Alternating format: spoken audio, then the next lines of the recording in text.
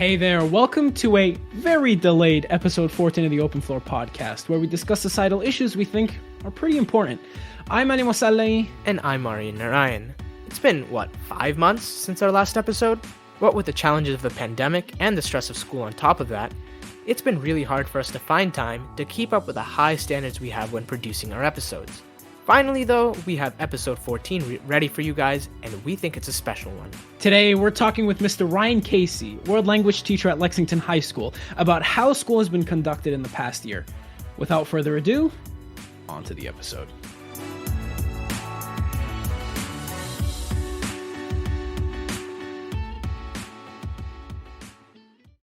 Just over a year ago, on February 1st, 2020, Massachusetts reported its first case of COVID-19. About a month after this, the state reported its second case of coronavirus disease on March 2nd. After a few tense weeks of debate, the Lexington Public Schools Superintendent Dr. Julie Hackett announced on March 12th that effective immediately, the school district would be closed due to the developing COVID-19 outbreak. Since then, school has not been the same.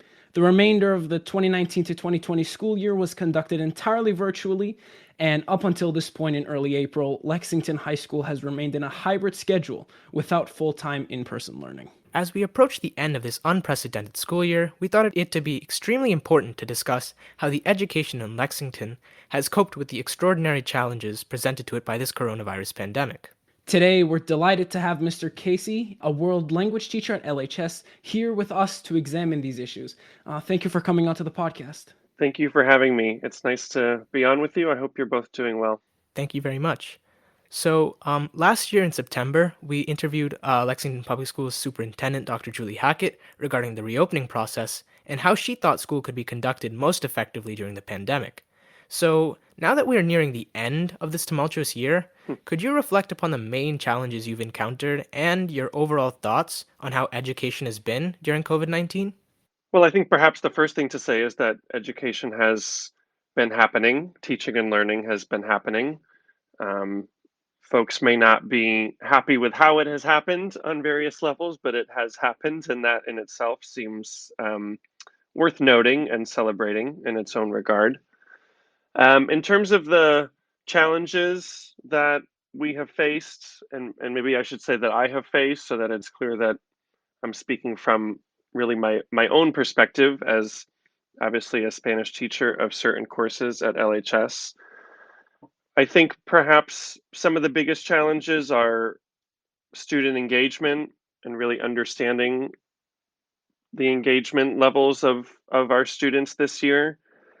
And perhaps one of the other great challenges, I think, has been continuing to teach and learn and assess, and also still having to assign grades, despite the fact that I think for a variety of reasons, there have been challenges for students to complete work, to attend class, to stay focused in class.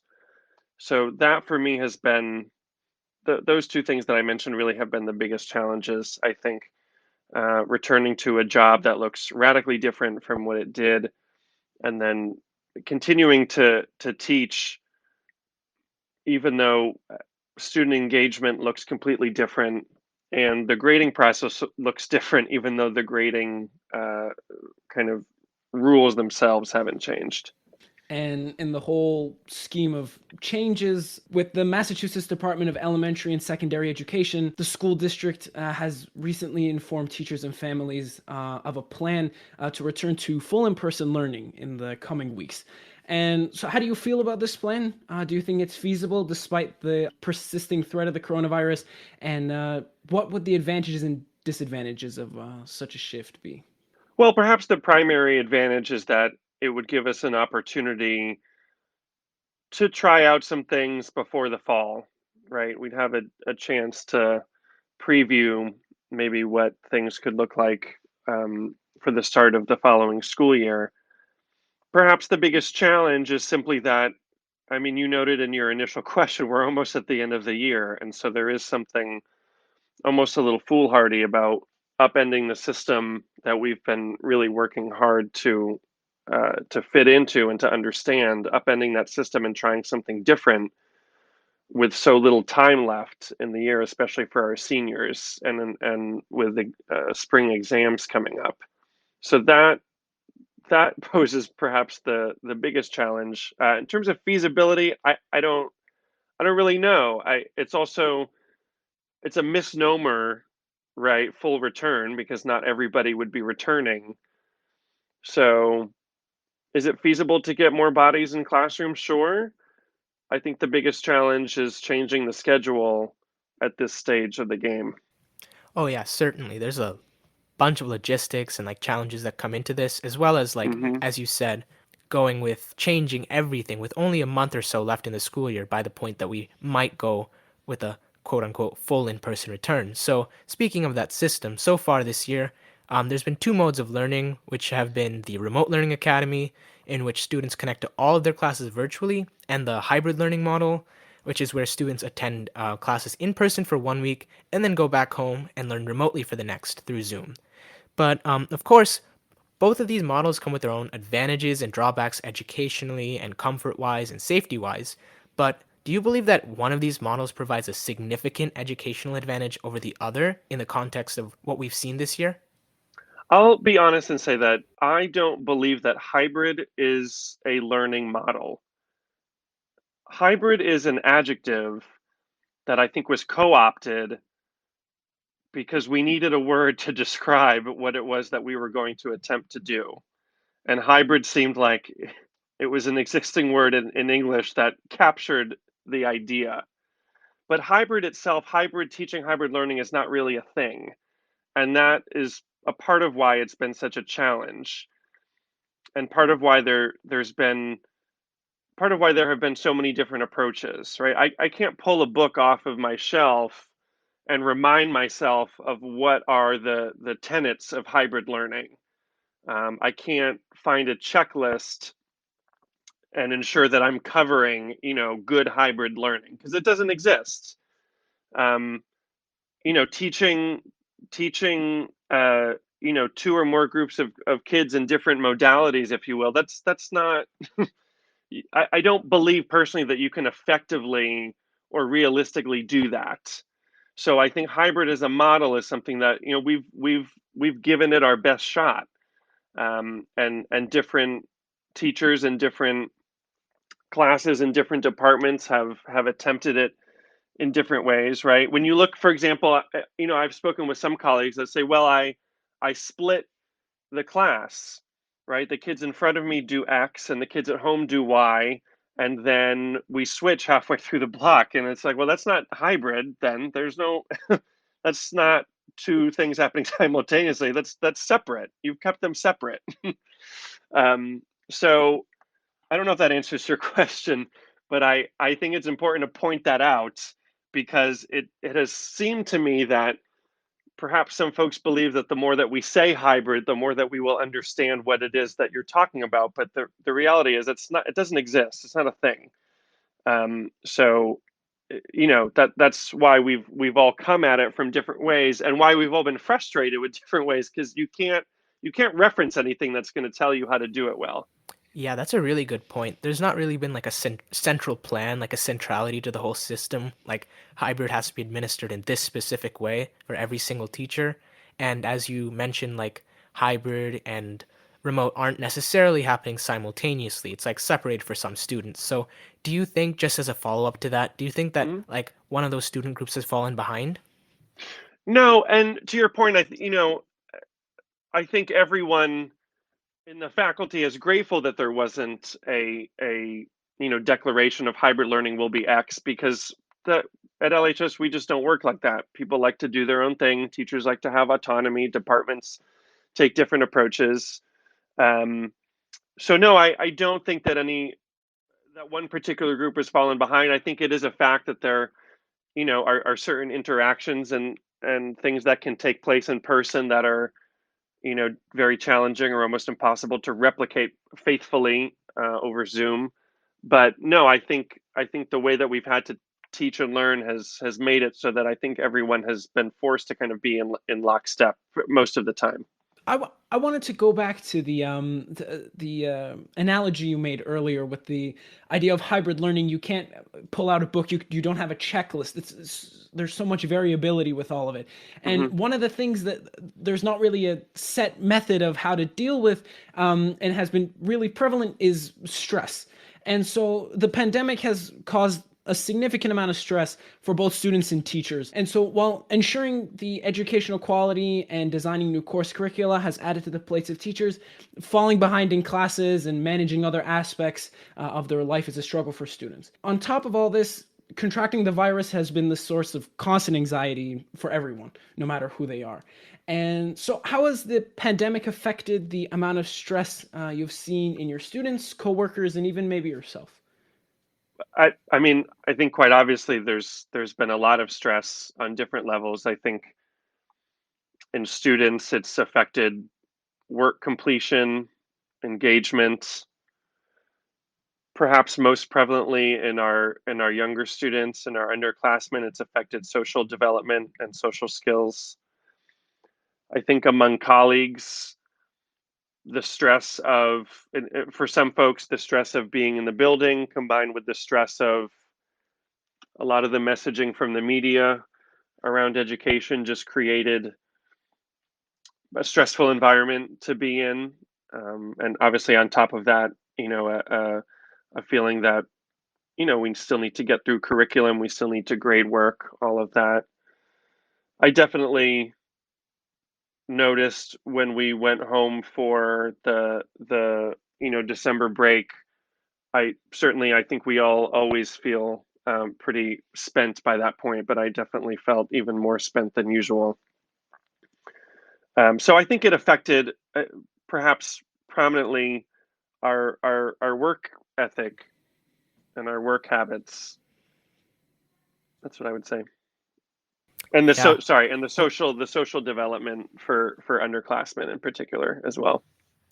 yeah, that's a great response because I as a student, I don't know if Ali can agree with this, but I as a student, I've experienced like those same kind of stresses in terms of like affected work ethic and like Hmm. task completion related issues and like engagement in class. Like engagement over Zoom is much different from engagement in class, and like Hmm. it's not really a reflection on your quality as a student if you're unable to engage over Zoom. At least that's my opinion, because it's honestly quite difficult to engage in content when you're isolated in your own home and you're like miles away from where the teacher is. It's just a completely new experience. And Hmm. speaking of that, like experience, like the pandemic has completely altered the ways by which teachers like yourself approach their curriculum and like engage students in their like educational experiences, because this year obviously everything has had to change. So for example, many educators have like turned to new softwares like Pear Deck and Desmos, for example, to teach their students interactively during these novel circumstances. So how have you adapted your own teaching style to ensure that both hybrid and remote students get the most out of your courses? I think the first thing was there were some necessary adjustments to curriculum that had to be made, obviously for time. Um, so there was kind of the time crunch and the format change, right? And so there was a need to drill down. I think both identify what was really important or what was most important, and at the same time really look at the curriculum and say, well, gee, I used to do this, but that doesn't seem so necessary anymore. Or, oh, this gives me an opportunity to do this other thing. Um, so that was a piece of it. Looking at, okay, if I only have this amount of time with kids in a 4 week cycle, what do I really need to get done? Um, Certainly, there was a big transfer of. I think most teachers had a lot of activities and things that in a quote unquote normal school year we would have just hit print and we would have had the copies made and it would have been very simple to get going, and it took a lot of time to transfer those activities to whatever Google Slides or what have you, and to hyperlink everything. I have experimented most this year with GoFormative. I've obviously kept Flipgrid and things like that. I was starting to hear that you mentioned Pear Deck. I was starting to hear that kids are getting tired of Pear Deck because everyone's using it. And so, right, there's that way in which, the novelty wears off on some of these things if everyone tries to jump on the bandwagon. Um, so for me, the biggest changes were just kind of transferring all of the things that I used to print, transferring them into more virtual friendly formats, and then also making different choices about what I taught. And I think at the same time, there's a way in which this year brought kind of it brought the future that we were all warned about, right? This idea that like everything will be online someday, this will all be virtual. And so like we're living that, and it kind of sucks. I think we've all realized there are some pieces of this that are really terrible, right? Having everything virtual isn't necessarily a huge benefit. I know I'm a paper and pen kind of I like to that's how I like to grade things. Um, there are a lot of activities where I think it's just a lot more helpful to have the handout or the worksheet in front of you, rather than do all the fill in the blank or do the activity on a screen, right? Screen time is a whole nother story. So, um, yeah, I think there's ways in which we've seen things that will keep, ways in which we've adapted the curriculum that will stay, and I think we all have things that we'd like to go back to at some point.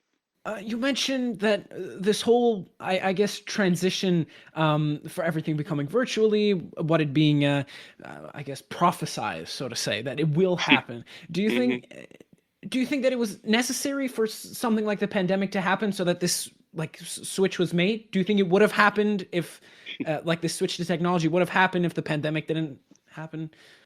That's a great question. I think we were headed down.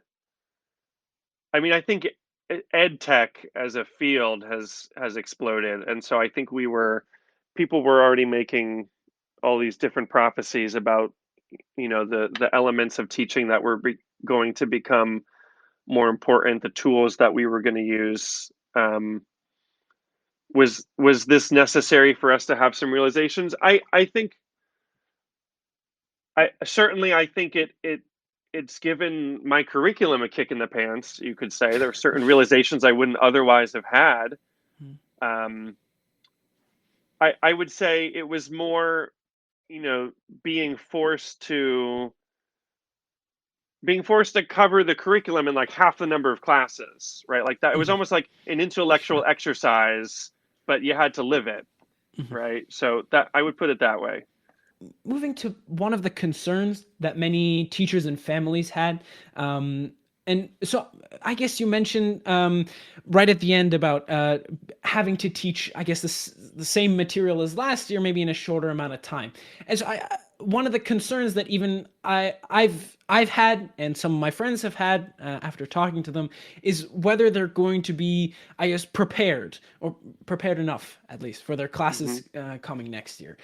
And so, because of the restrictions of the pandemic, some teachers, not just you, um, have had to slow down their curriculum, maybe even remove entire topics, right? So that they can cover at least what they need to, at the bare bones, at least.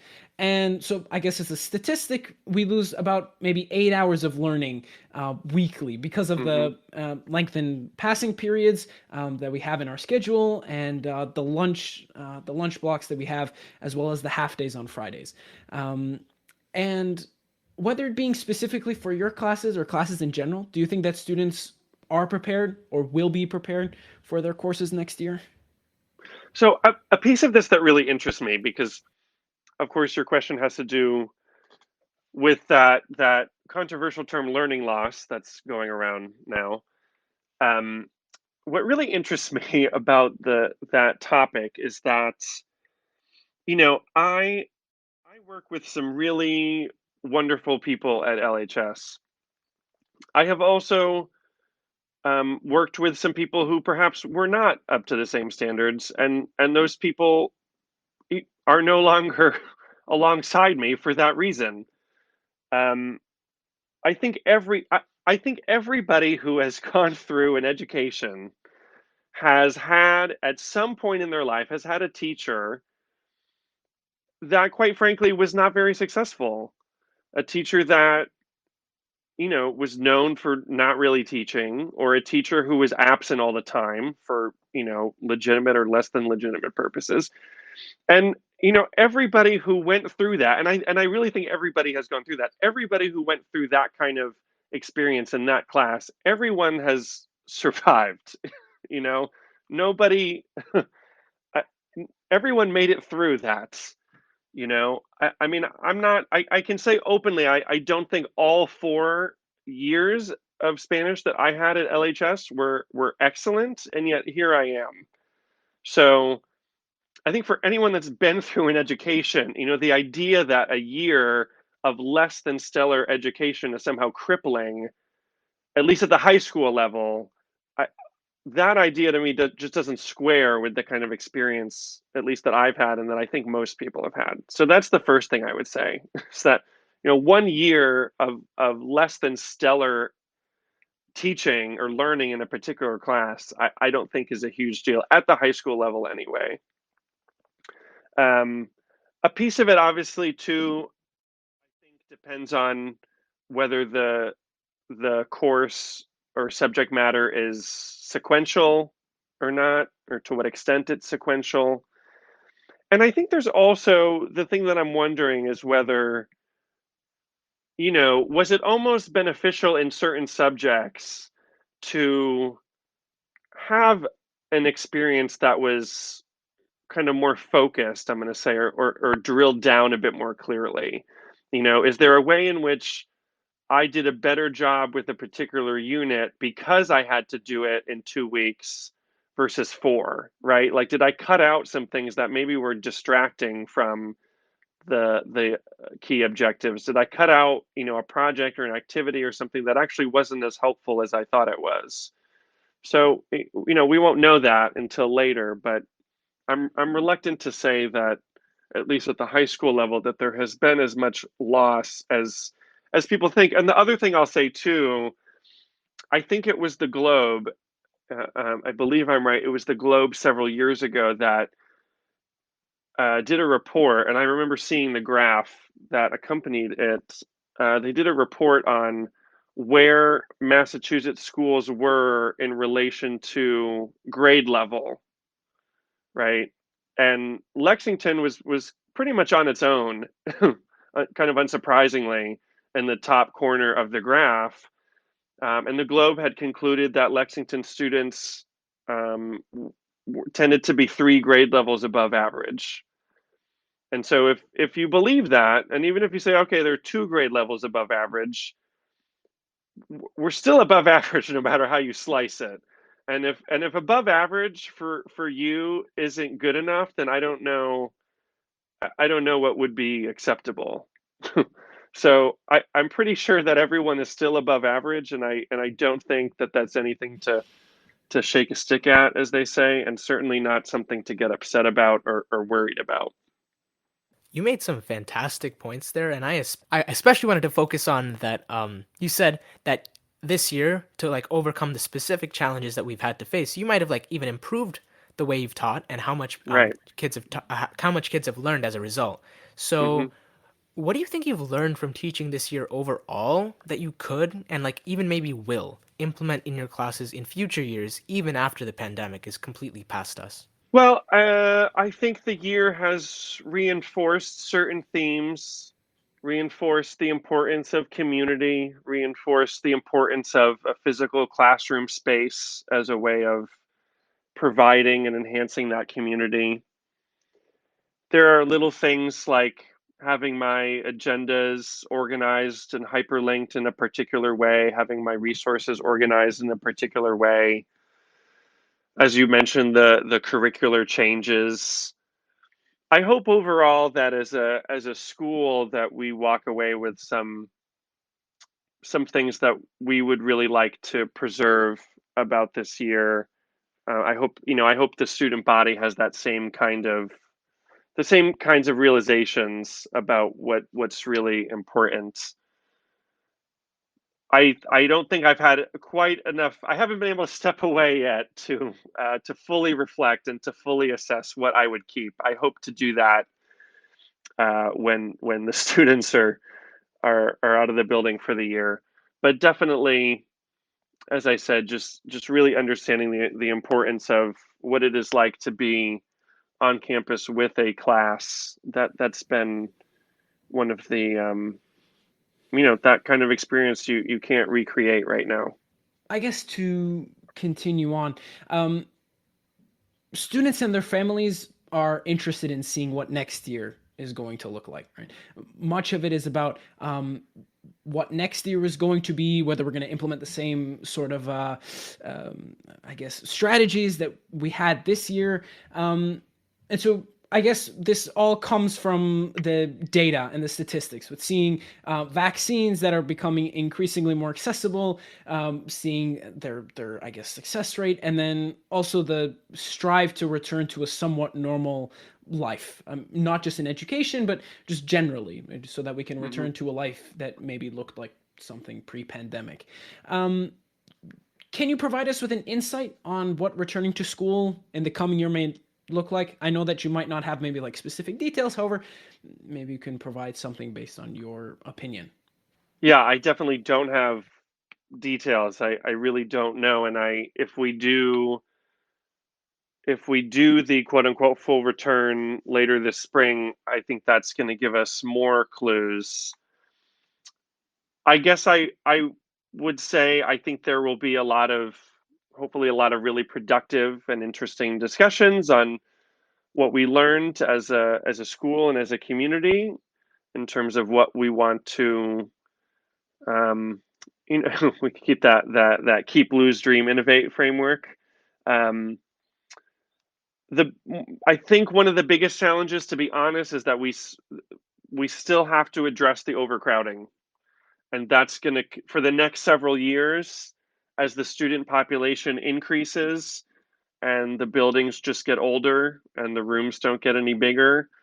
That's, I think, the biggest challenge that is ahead for us. And I have to say, I think we're gonna have we have great years ahead, but we have some challenging years ahead because of that overcrowding at LHS.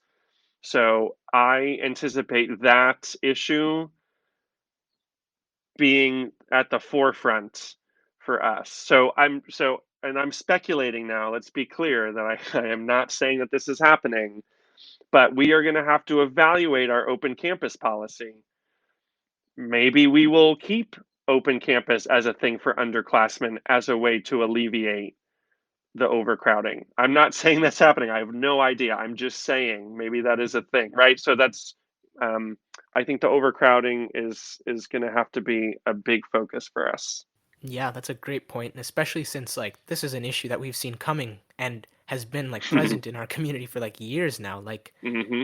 we've seen like massive numbers of like enrollment um at Hmm. LHS, which is like a decades old building, and um no plans for it to be replaced, at least in the foreseeable future.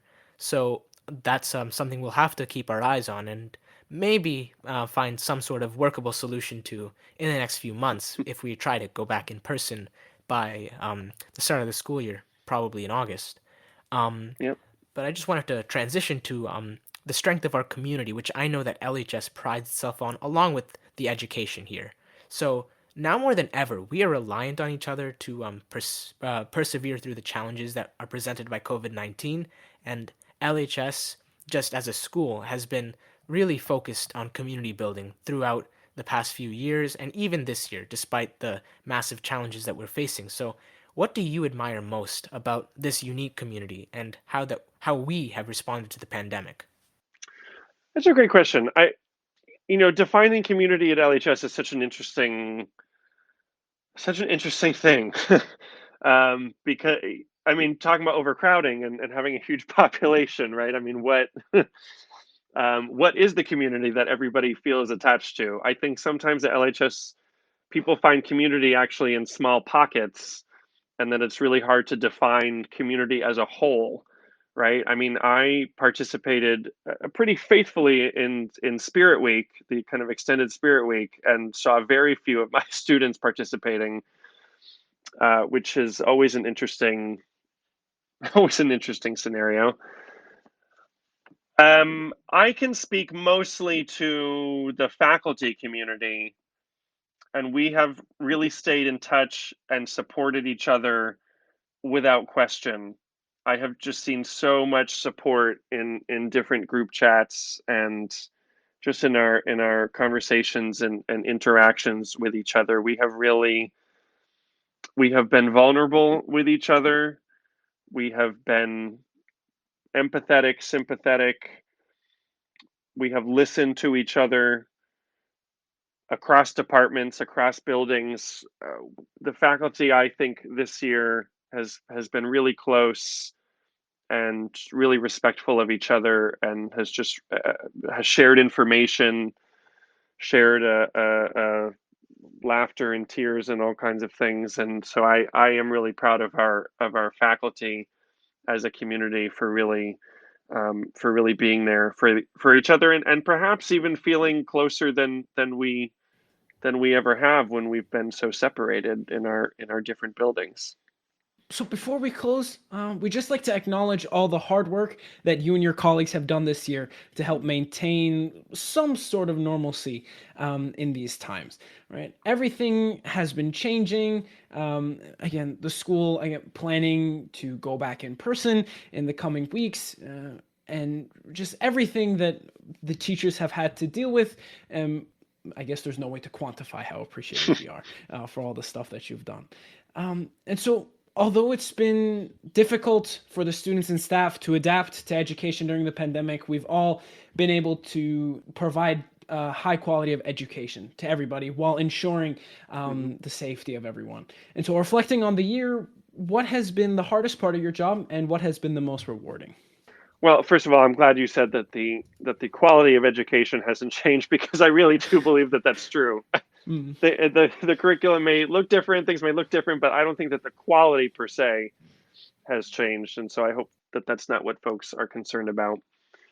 I think the most challenging, if I'm going to be honest, the most challenging piece of this has been teaching ninth graders who just look radically different from ninth graders of the past, ninth graders who are clearly struggling mightily with social development and social skills. For me, the camera situation has been the most challenging, and that's a whole nother conversation. But that has been the biggest challenge for me personally. The biggest reward of this, I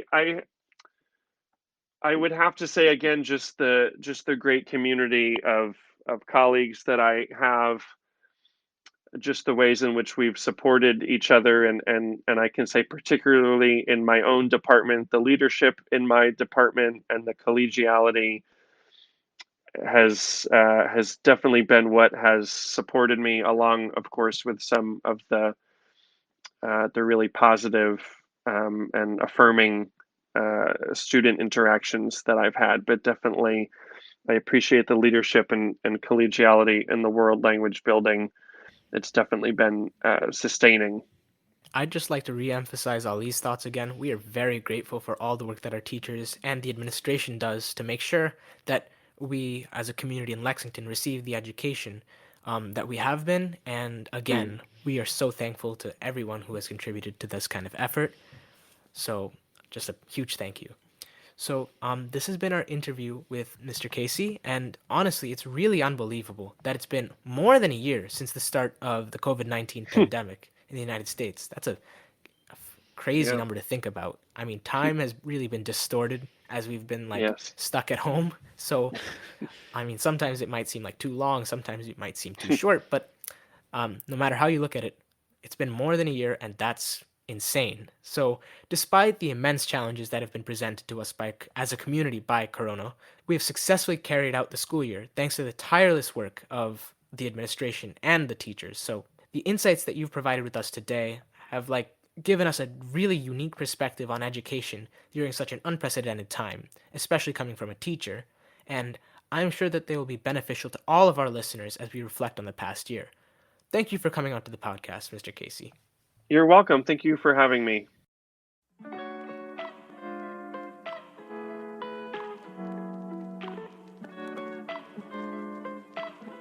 Thanks for tuning into this episode of Open Floor.